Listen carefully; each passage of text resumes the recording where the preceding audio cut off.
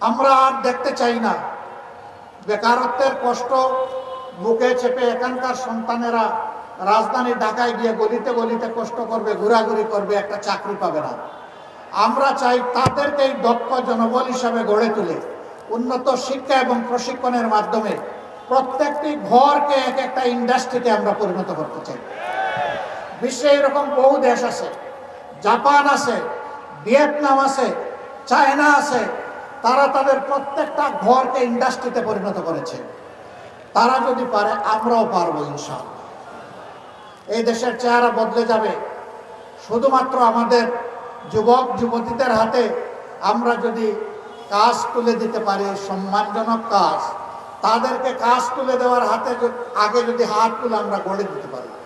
আপনারা জেনেছেন, দেখেছেন, আমরা ঘোষণা করেছি দক্ষ জনশক্তি গড়ার জন্যে আমরা পরবর্তী চাকরিতে প্রবেশ করার আগ পর্যন্ত একজন কেউ আজানের জবাব দেবেন, চাকরিতে প্রবেশ করার আগ পর্যন্ত পর্যাপ্ত ট্রেনিং দেওয়ার জন্য সর্বোচ্চ প্রয়োজনে একজন ছাত্রছাত্রীর পিছনে প্রতি মাসে আমরা 10,000 টাকা করে সরকারি কোষাগার থেকে ব্যয় করব।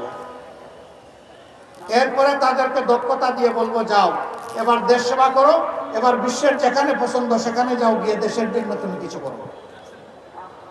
এরা আর বেকারত্বের অভিশাপে বুঝবে না। অনেকে বলেছেন বেকার ভাতা দিবেন, বেকার ভাতা অপমানের। আমরা তাদের হাতে অপমানের চাবি তুলে দিতে চাই না, আমরা সম্মানের কাজ তুলে দিতে চাই।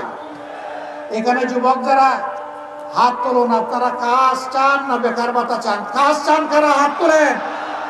আলহামদুলিল্লাহ, সবাই কাজ চায়, একজনও বেকার ভাতা চায় না। আমরা ওই জাতিকে বেকার বানাতে চাই না।